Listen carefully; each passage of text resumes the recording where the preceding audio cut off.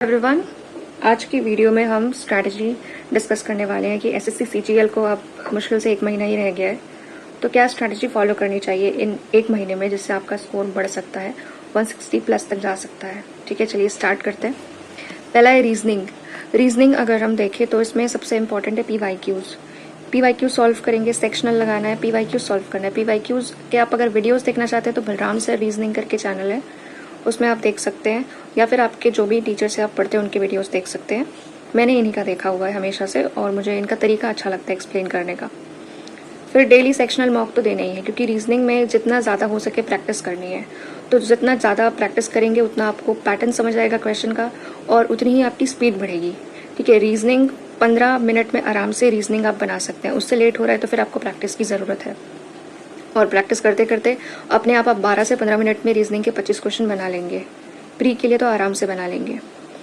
फिर important topics को practice करिए, जैसे सिलॉग है, सिलॉग में नॉट वाला सम नॉट, इसका प्रैक्टिस करिए। कोडिंग डिकोडिंग, इसमें भी पैटर्न होता है, अपोजिट का पैटर्न हो जाता है कोडिंग डिकोडिंग में।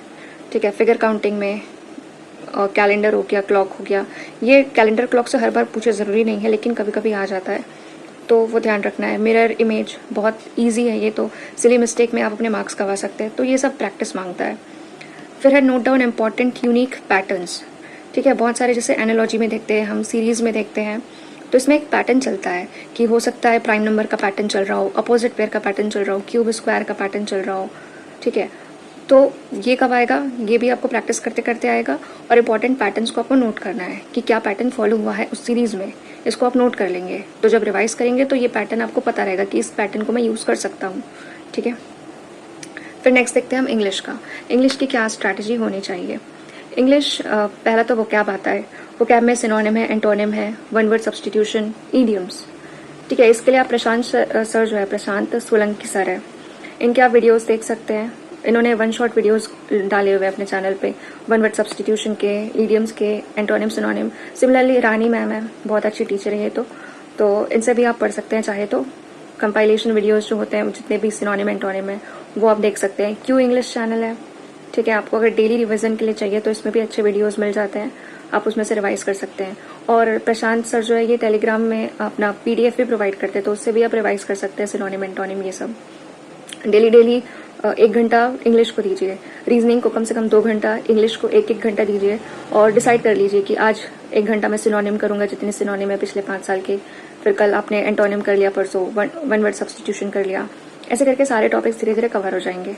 ठीक है, फिर आता है ग्रामर में मेन होता है voice, passive voice active voice में कन्वर्ट करना। इसमें सबसे ज़्यादा इंपॉर्टेंट क्या होता है, वॉइस में टेंस को देखना। ठीक है, इसमें टेंस चेंज नहीं होता है, तो वो चीज़ भी प्रैक्टिस करेंगे। एक जितना भी प्रैक्टिस सेट होता है वॉइस से रिलेटेड वो लगा लीजिए, आपको सारा कॉन्सेप्ट क्लियर हो जाएगा। क्लैरिफिकेशन के लिए आप ग्रामर रूल्स देख सकते हैं।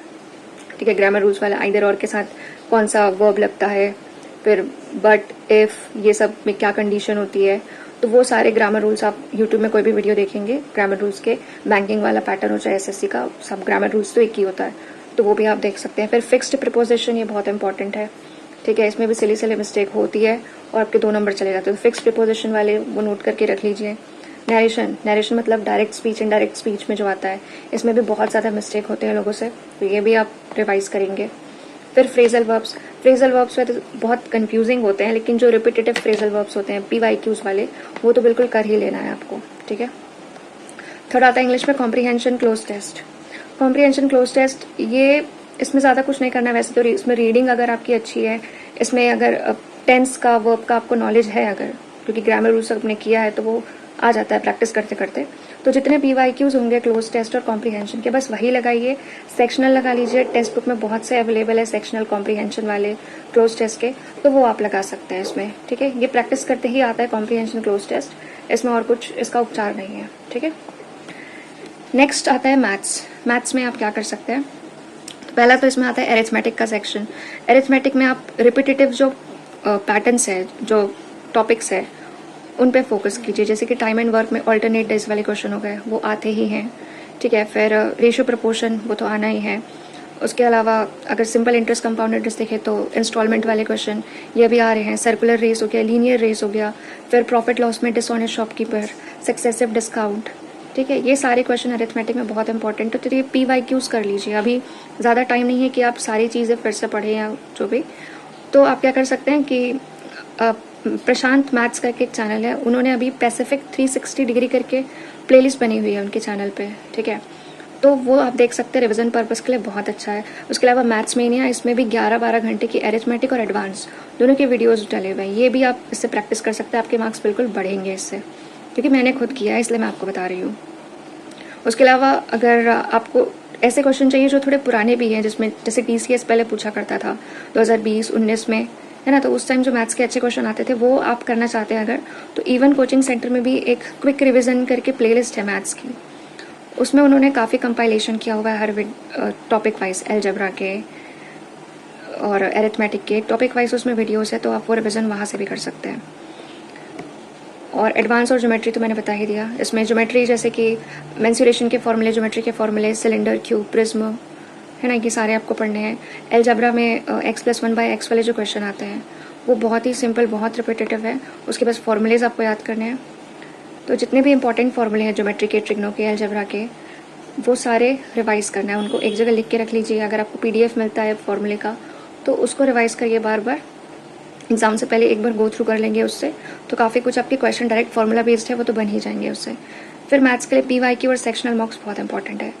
PYQ को आपको छोड़ना ही नहीं है, क्योंकि PYQ से काफ़ी क्वेश्चन रिपीट होते हैं मैथ्स में, तो खासकर अभी 2-3 साल के पेपर। तो सेक्शनल मॉक्स डेली लगाना है PYQs, और अगर मैथ्स आपका वीक है तो 3 घंटे आप दे सकते हैं मैथ्स को, वरना 2 घंटे भी अगर आप मैथ्स पढ़ रहे हैं तो काफ़ी अच्छा है, उसमें कोई बुराई नहीं है अगर आप 2 घंटे दे रहे हैं इसमें तो। फिर आता है जीके में ज़्यादा कुछ नहीं करना है। परमार सर का FRB है, आप सभी देखते ही होंगे, तो FRB बहुत बढ़िया है रिवीजन के लिए, तो क्योंकि सर इसमें ऑलमोस्ट सारी चीज़ें कवर कर देते हैं, चाहे वो PYQs हो और जितने भी आपको बुक की ज़रूरत शायद ही पड़ेगी मुझे लगता है, ठीक है।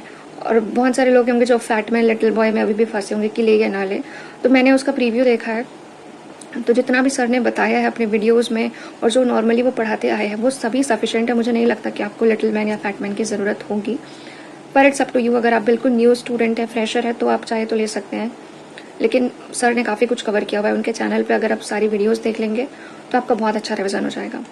फिर आपने जो नोट्स बनाए होंगे, ठीक है, वो, और PYQs बहुत इंपॉर्टेंट है GS के लिए। आप PYQs करेंगे, आपके बहुत से मॉक्स के क्वेश्चन बन जाएंगे, कम से कम 30 नंबर तो आप ले ही आएंगे, 25-30 नंबर आराम से GK में आ सकते हैं, इतना बस करने से। PYQs बहुत इंपॉर्टेंट है। फिर इंपॉर्टेंट सब्जेक्ट्स, पॉलिटी के क्वेश्चंस, पॉलिटी का मेन फोकस एरिया होता है, आर्टिकल्स होते हैं, प्रेसिडेंट, है ना, फंडामेंटल राइट्स, ड्यूटीज़, DPSP, ये सारी चीज़ें बहुत इंपॉर्टेंट है पॉलिटी में, ये आपको पढ़ के ही जाना है। हिस्ट्री में मुगल पीरियड हो गया, दिल्ली सल्तनत, फिर मॉडर्न यूरोपियंस जब आए थे, 1857 का रिवॉल्ट, बुद्धिज़्म, जैनिज़्म, मगध, ये सारे इंपॉर्टेंट हो जाते हैं। ज्योग्राफी में वेदर से रिलेटेड क्वेश्चन आते हैं, क्लाउड्स वगैरह, अर्थक्वेक, ये सारे जो रिपीटेटिव थीम्स है ज्योग्राफी के, ये सब PYQ से ही पता चलेगा। इकोनॉमी से भी बेसिक ही क्वेश्चन आते हैं, ज़्यादा ऐसे नहीं आते, तो PYQs अगर आप करेंगे, सर के वीडियोस देखिए, काफ़ी कुछ कवर है। साइंस के मुझे लगता है कि अच्छा अगर आपको PYQ चाहिए तो RBE में जो मैम है जो साइंस पढ़ाती है, राधिका मैम, तो उनका प्लेलिस्ट बना हुआ है साइंस का, वो वहाँ से आप प्रैक्टिस कर सकते हैं। उन्होंने सारे PYQs और थ्योरी एक साथ कराया हुआ है, बहुत अच्छे तरीके से बताया है। साइंस आपका पूरा उससे कवर हो जाएगा, फिजिक्स, बायो और केमिस्ट्री, तीनों का ही, वो आप वीडियोस देख सकते हैं वहाँ से। स्टैटिक जीके हालांकि बहुत बड़ा है स्टैटिक जीके देखा जाए तो, लेकिन उस पर डांस है, क्लासिकल डांस, इंस्ट्रूमेंट्स, है ना, तो ये सब आप देख सकते हैं, फोक डांस, फोक म्यूज़िक, ये सारी चीज़ें देख सकते हैं। और रही बात डेट्स वाले जो क्वेश्चन होते हैं कि ओलंपिक कब पहला स्टार्ट हुआ और किसको कब कौन सा प्राइज़ मिला, ये पूछा जाता है साइंस वाइंस से स्पेशली, तो वो तो खैर मुझे भी खुद याद नहीं रहते, तो स्टैटिक आप चाहे तो उतना डिटेल में नहीं पढ़ सकते तो कोई बात नहीं, लेकिन बाकी चीज़ें आप कवर कर लेंगे। फिर करंट अफेयर्स तो लास्ट में, क्योंकि अभी 1 महीना ही है, तो आप करंट अफेयर्स अभी देख सकते हैं, ज़्यादा टाइम देने की ज़रूरत नहीं है इसमें। आप क्या कर सकते हैं, डेली इंडोलॉगस चैनल है एक, उसमें 1-1 घंटे का कंपाइलेशन वीडियो रहता है, पूरे मार्च का, पूरे अप्रैल का, ऐसे मंथली वीडियोस होते हैं करंट अफेयर्स के। तो आप बैकवर्ड्स जाइए, मतलब जैसे अभी क्या चल रहा है, जून चल रहा है, जुलाई चल रहा है, तो आप मई का पहले पढ़िए, ठीक है, 1 घंटा, आधा घंटा ही पढ़ना है, आप 1.5x की स्पीड में देख सकते हैं। तो बस 1-1 महीना का जो कंपाइलेशन वीडियोस है वो देखते जाइए डेली, ज़्यादा कुछ नहीं करना है करंट अफेयर्स पे, उतना फोकस करने की ज़रूरत नहीं है, क्योंकि करंट अफेयर्स के क्वेश्चन आप छोड़ भी देंगे तब भी 25 नंबर आराम से आ सकते हैं GK में, ठीक है। फिर आता है मॉक की स्ट्रैटेजी। अब आखिरी महीना है तो मॉक देना चाहिए या नहीं देना चाहिए। अगर आप बिल्कुल बिगिनर है, आपका ये फर्स्ट अटेम्प्ट है, आपको लगता है कि आपको और रिविजन करना है, तो जो वीकली मॉक्स होते हैं वो दीजिए। लाइव मॉक्स जो होते हैं वो दीजिए। ऑलिव बोर्ड आरबी पंडित्स के, आई थिंक ये सफिशिएंट है। टेक्स्ट बुक भी बहुत अच्छा मॉक प्लेटफॉर्म है, वो दीजिए। और डेली आपको सेक्शनल देना है और रिवाइज करना है। सेक्शनल तो डेली दीजिए ही, सब्जेक्ट वाइज, ठीक है। आधे आधे घंटे का सेक्शनल होता है हर सब्जेक्ट का, तो सेक्शनल देना है। और रिवीजन को छोड़ना नहीं है। आपने जो भी नोट्स हैं, जो भी आपने पढ़ रखा है अब तक, वो सबको रिवाइज करें। Revision is very important. Then repeaters की पहले भी अगर आपने दे चुका है एग्जाम, आपके अच्छे स्कोर आए हुए हैं, पहले भी 150 नंबर आपने टच किया हुआ है, तो आपको ऑल्टरनेट डे आप मॉक्स दे सकते हैं, ठीक है। हर एक दिन छोड़ के आप मॉक्स दीजिए। रिवीजन डेली करना है, सेक्शनल देना है, दीजिए। लेकिन मॉक्स आप डेली या फिर ऑल्टरनेट डे पे दे सकते हैं। उसके बाद आपको ये ध्यान रखना है कि मॉक आप जब भी दे तो ये ना सोचे कि मुझे इतना स्कोर करना है, इतना टारगेट लेके नहीं चलना है, क्योंकि उससे फिर क्या होता है, मन में एक हाइप क्रिएट हो जाता है कि मुझे इतना ही लाना है, नहीं ला पाया तो वो टेंशन क्रिएट नहीं करना है मॉक देते टाइम। मन को काम रखिए।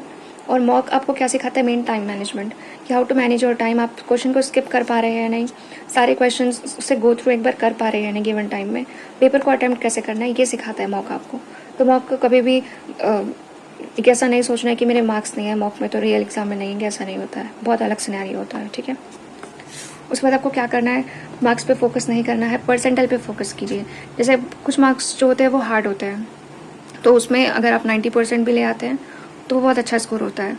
कुछ मार्क्स ईजी होता है तो उसमें 97% भी अच्छा होता है, ठीक है। तो अगर डिसेंट अगर देखा जाए 90% या उससे ज़्यादा आता है तो आपके अच्छे स्कोर आ रहे हैं, ओके। उसके बाद सेपरेट कॉपी बनाइए। मॉक्स की एनालिसिस के लिए आपने बनाई ही होगी, तो जब भी एनालिसिस करते हैं जो नहीं आ रहा है उसको उसमें तुरंत कॉपी में नोट कर लीजिए अपनी मिस्टेक बुक में कि क्या क्वेश्चन आपसे गलत हो गया, और उसको रिविज़न कीजिए बस, ठीक है। आपने जो भी सेपरेट कॉपी बनाई होगी उसको रिवाइज करते रहिए, उसमें आपने जो भी लिखा हुआ है। और उसके अलावा प्रॉपर एनालिसिस बहुत इंपॉर्टेंट है मॉक्स का। फिर art of skipping very important. मॉक्स में स्किप करके आगे बढ़ना, दिल पे नहीं लेना है कि क्वेश्चन मुझे सॉल्व करना ही है, वैसे में आप टाइम चला जाएगा, आप सारे क्वेश्चन को देख नहीं पाएंगे, स्पेशली रीजनिंग और मैथ्स में, ठीक है। क्वेश्चन को प्रॉपरली पढ़ना है, बहुत इंपॉर्टेंट है। हम क्वेश्चन को प्रॉपरली पढ़ते नहीं हैं। जैसे कि इनकरेक्ट पूछा है कि करेक्ट हमको देखते नहीं हैं, सिनोनिम पूछा है कि एंटोनिम देखते नहीं और टिक कर देते हैं, सिमिलर ऑप्शन दिख जाते हैं। तो ऑड वन आउट पूछा है कि सिमिलर रिलेशनशिप वाला पूछा है, ये हम देखते नहीं और लगा देते हैं। तो ये सारी चीज़ें याद रखनी है, क्वेश्चन प्रॉपरली पढ़ना है। लास्टली आपको कॉन्फिडेंस रखना है, आपने अभी तक पढ़ाई की है ना, अपने प्रिपरेशन पे भरोसा रखिए और बस रिवाइज करना है, आपको मॉक्स देना है बस, और कुछ नहीं, ठीक है। तो आज के लिए इतना ही था। आई होप आपकी प्रिपरेशन अच्छी होगी और आप अच्छा परफॉर्म करके आएंगे एग्ज़ाम में। Thank you.